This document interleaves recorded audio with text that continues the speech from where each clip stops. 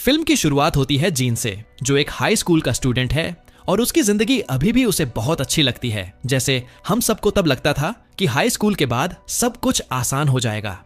लेकिन उसे यह पता नहीं था कि जिंदगी में कितनी मुश्किलें आने वाली हैं। जीन हमें अपने स्कूल वाले ग्रुप के बारे में बताने लगता है, कुछ ऐसे लड़के जो उसी की तरह बेफिक्र हैं। सबसे पहले है डोंग। उसकी सारी दिलचस्पी बस खाने के इर्द गिर्द घूमती है, फिर भी वो बहुत अच्छा डांसर है। फिर है बन ऐसा लड़का जो पत्थर की तरह सोता है।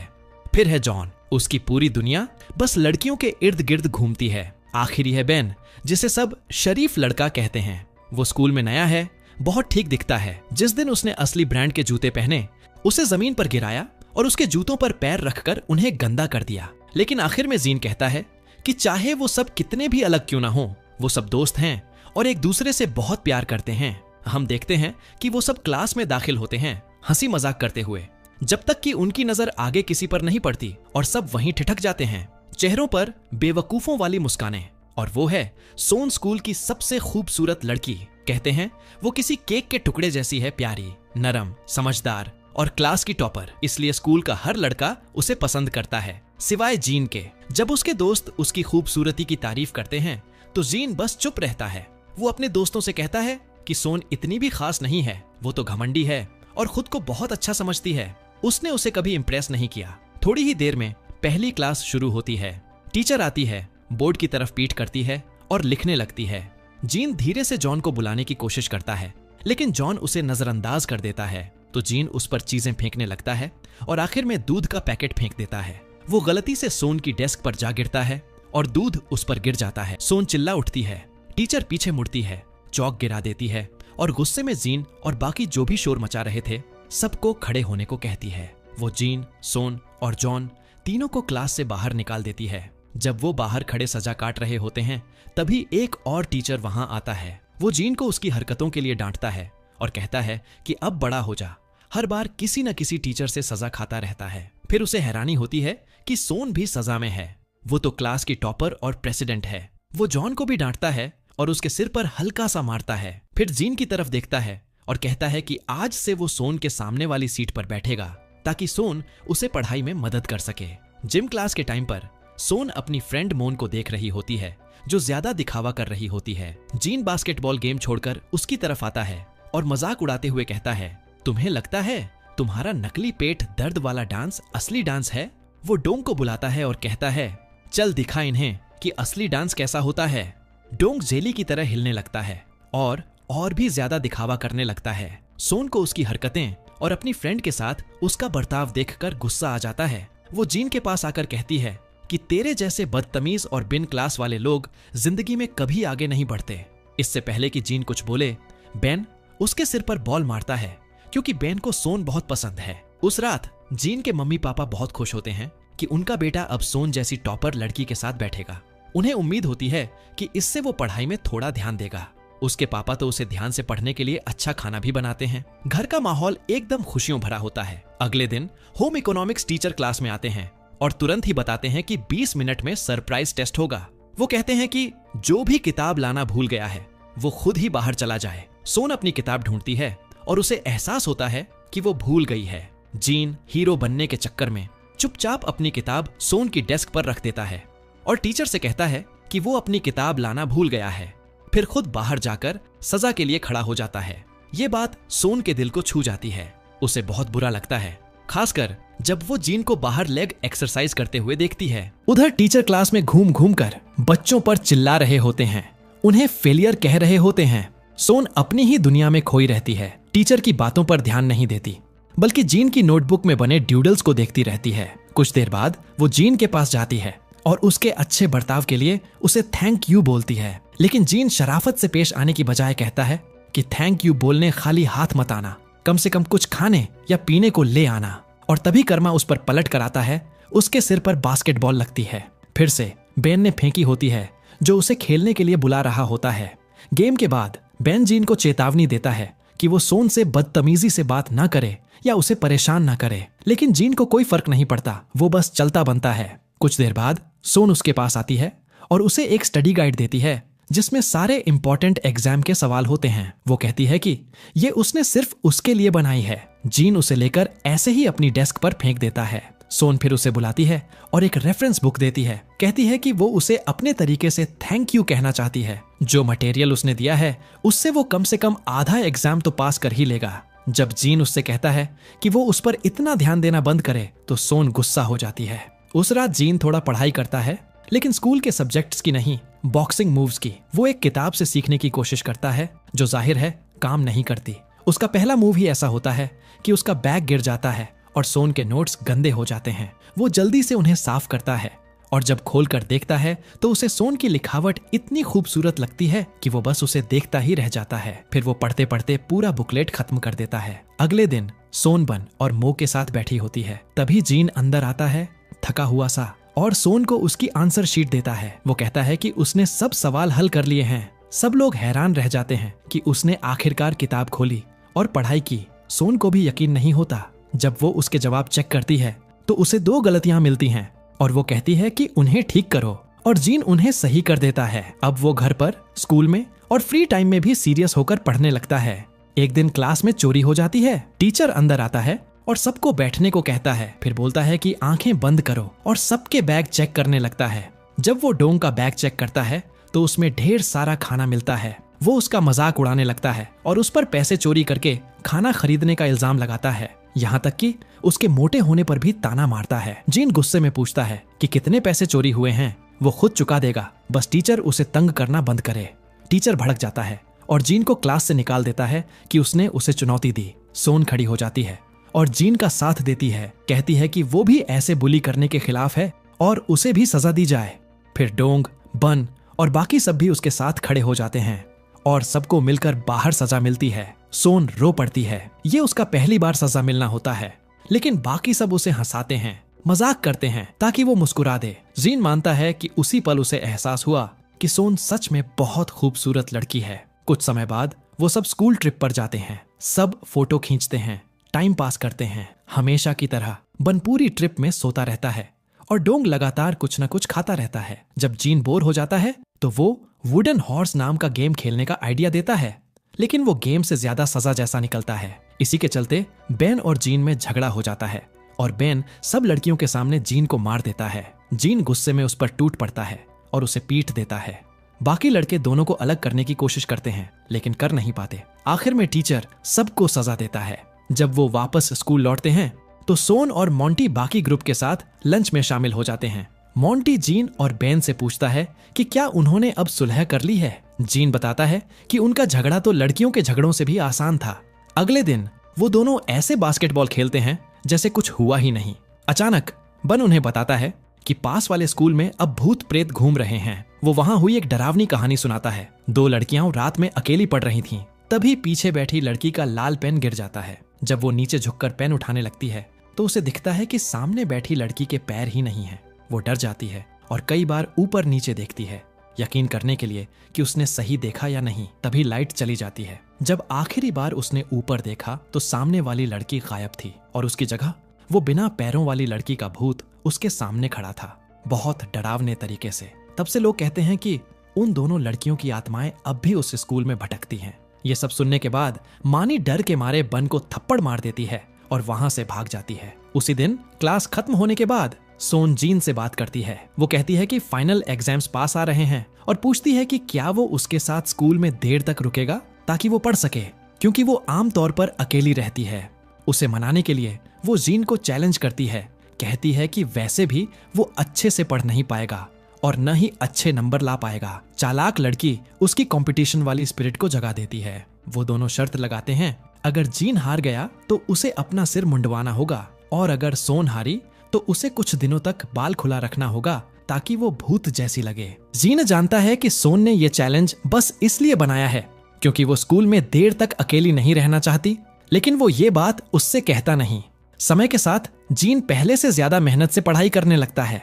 अपना वादा निभाते हुए वो हर दिन सोन के साथ स्कूल में देर तक रुकता है। वो शर्त जीतने के लिए बहुत ज्यादा डटा रहता है, इतना कि घर पर पढ़ते वक्त अपने पापा को भी अपने पास बिठा लेता है ताकि वो प्याज छीलते रहें और उसे नींद ना आए।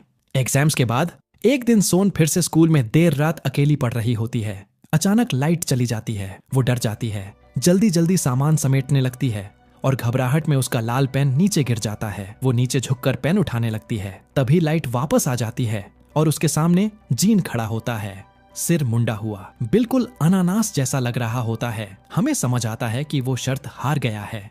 घर लौटते वक्त बारिश शुरू हो जाती है। वो दोनों दौड़ते हैं और बस स्टॉप पर जाकर बारिश से बचने के लिए रुक जाते हैं। तभी एक गाड़ी तेजी से पानी के गड्ढे से गुजरती है और पूरा पानी जीन पर छपाक से गिर जाता है। उसी वक्त वो दोनों वहां से निकल जाते हैं और बारिश में खेलने लगते हैं, हंसते हुए, मस्ती करते हुए। एकदम फिल्मी रोमांटिक सीन जैसा लगता है। अगले दिन जीन लड़कों के साथ बैठा होता है। तभी सोन वहां से गुजरती है। उसके बाल खुले होते हैं और वो बहुत खूबसूरत लग रही होती है। सबके सब उसे देखकर रुक जाते हैं, बस उसे देखते रह जाते हैं। धीरे धीरे जीन को एहसास होता है कि उसे सच में सोन से प्यार होने लगा है। अब वो हर बार कोई ना कोई बहाना ढूंढता है कि वो सोन के पास खड़ा रह सके जब वो क्लास के बाहर पढ़ रही होती है। फिर आता है यूनिवर्सिटी एप्टीट्यूड टेस्ट, यानी स्कूल का आखिरी दिन। टेस्ट खत्म होने के बाद सब इतने खुश होते हैं कि अपनी खुशी रोक नहीं पाते। वो बाहर निकलते हैं, घूमते हैं, उन जगहों पर जाते हैं जहां एग्जाम टाइम में जाने पर रोक थी। यहाँ तक कि सर्दी के बीच पर भी चले जाते हैं, भागते हैं, हंसते हैं, मस्ती करते हैं। थक जाने के बाद सब बैठकर अपने सपनों के बारे में बात करते हैं। हाई स्कूल के बाद कौन किस यूनिवर्सिटी जाना चाहता है? सबके पास कोई ना कोई सपना होता है, सिवाय सोन के। वो जो क्लास की टॉपर थी, सबसे ज्यादा पढ़ती थी, उसे खुद नहीं पता होता कि उसे आगे क्या बनना है।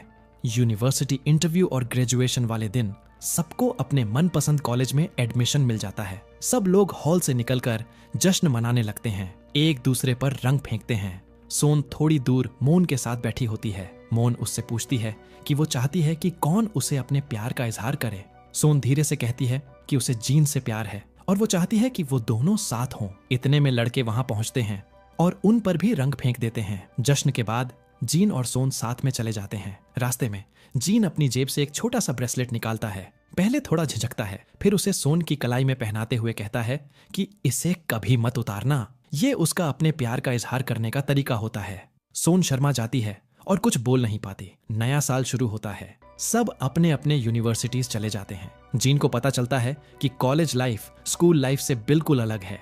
अब उसके पास बहुत फ्री टाइम होता है। वो बाहर जाता है, देर रात तक जागता है, शराब पीता है और पूरी तरह मस्ती में डूब जाता है। बदकिस्मती से वक्त के साथ उसका और सोन का रिश्ता फीका पड़ने लगता है। कई बार वो सोन का फोन नहीं उठा पाता क्योंकि वो बिजी होता है। कभी कभी जीन कॉल करता है तो सोन अवेलेबल नहीं होती। धीरे धीरे दोनों का बर्ताव एक दूसरे के लिए ठंडा पड़ने लगता है। एक दिन जीन एक साइट देखता है जो फेसबुक जैसी होती है और वहां उसे सोन की कुछ नई फोटोज दिखती हैं। वो देखता है कि हर फोटो में एक अजनबी लड़का है जो सोन के बहुत करीब बैठा है। जीन को जलन होती है और आखिरकार वो उसे रिप्लाई करता है। सोन बताती है कि वो कल उससे मिलने आ रही है क्योंकि उसे उसकी याद आ रही है। जीन बहुत खुश होता है और सोचता है कि उसकी चार्म अभी भी काम कर रही है। अगले दिन वो उसे बस स्टेशन से लेने जाता है। जैसे ही वो उसे देखता है वो एक पल के लिए थम जाता है। वो सच में चमक रही होती है। दोनों एक रोमांटिक रेस्टोरेंट में जाते हैं। वहां की वेट्रेस समझती है कि वो कपल हैं और कहती है कि आप दोनों साथ में बहुत अच्छे लग रहे हैं। ये सुनकर जीन इतना नर्वस हो जाता है कि सोन की तरफ देख भी नहीं पाता। लंच के बाद वो दोनों टहलने निकलते हैं। उस दिन के बाद जीन सोचता है कि अब उसे सोन से अपने दिल की बात कह देनी चाहिए, पर अभी नहीं। वो चाहता है कि ये सबसे रोमांटिक तरीके से हो ताकि सोन उसे कभी न भूले। अगले दिन जीन एक पोस्टर लगाता है जिसमें लिखा होता है कि वो यूनिवर्सिटी जिम में बॉक्सिंग ट्रेनिंग शुरू कर रहा है। पहले दिन उसका मुकाबला एक छोटे से कमजोर दिखने वाले लड़के से होता है। जीन पूरी ताकत लगा देता है और उस बेचारे पर मुक्कों की बारिश कर देता है। बाद में जीन देखता है कि सोन का कॉल आया था। वो उसे मैसेज करके माफी मांगता है कि फोन नहीं उठा पाया और बताता है कि वो हॉस्पिटल में था। सोन डर जाती है और तुरंत फोन करती है कि क्या हुआ। जीन बताता है कि उसने बॉक्सिंग ट्रेनिंग शुरू की है क्योंकि अगले महीने टूर्नामेंट में हिस्सा लेना चाहता है। वो समझाने की कोशिश करता है कि ये बस एक खेल है जिसे वो पसंद करता है और आगे बढ़ाना चाहता है। वो सोन से कहता है कि आकर उसका पहला मैच देखे, लेकिन सोन अब भी नहीं मानती और फोन काट देती है। फिर आता है मैच का दिन। जीन जो खुद को हीरो समझ रहा था, रिंग में बुरी तरह पिट जाता है। उसका विरोधी बिल्कुल भी रहम नहीं करता और बेल बजते ही उसे धो डालता है। सबसे बुरा ये होता है कि सोन वहां मौजूद होती है और ये सब अपनी आंखों से देखती है। मैच खत्म होने के बाद जीन बाहर आता है और सोन को ढूंढता है। वो कूल बनने की कोशिश करता है, ऐसे दिखाता है जैसे हार की कोई बात ही नहीं, पर सोन के चेहरे पर साफ झलकता है कि वो परेशान है। जीन उसे मनाने की कोशिश करता है और कहता है कि जब तुम मुझे जीतते हुए देखोगी तो तुम्हारा नजरिया बदल जाएगा। सोन उठती है और वहां से चली जाती है। जीन सोन से कहता है कि उसे बस एक मौका और दे दे। तभी पास बैठे दो शराबी लड़के जीन का मजाक उड़ाने लगते हैं और सोन के बारे में गंदे कमेंट करने लगते हैं। जीन गुस्से से लाल हो जाता है, एक्शन हीरो जैसा चेहरा बनाता है और उन लड़कों पर टूट पड़ता है। कुछ देर बाद जीन और सोन सड़क पर खड़े होते हैं। जीन के चेहरे पर साफ चोट के निशान दिख रहे होते हैं, फिर भी वो ऐसे मुस्कुरा रहा होता है जैसे कुछ हुआ ही नहीं। सोन गुस्से में बोल पड़ती है और उसे डांट देती है। वो कहती है, ये दूसरी बार है जब तुमने मेरी बात नहीं मानी। तुम बच्चे जैसी हरकतें कर रहे हो।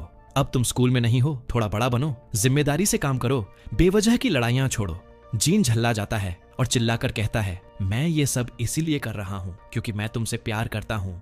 मैं मजबूत बनना चाहता हूँ ताकि तुम्हारी हिफाजत कर सकूं। पर अफसोस, दोनों का ब्रेकअप हो जाता है। जीन वहां से चला जाता है सोन को पीछे छोड़कर। जब डोंग, बेन और बाकी गैंग को यह खबर मिलती है तो वो सब उस शहर की तरफ निकल पड़ते हैं जहां जीन पढ़ रहा होता है।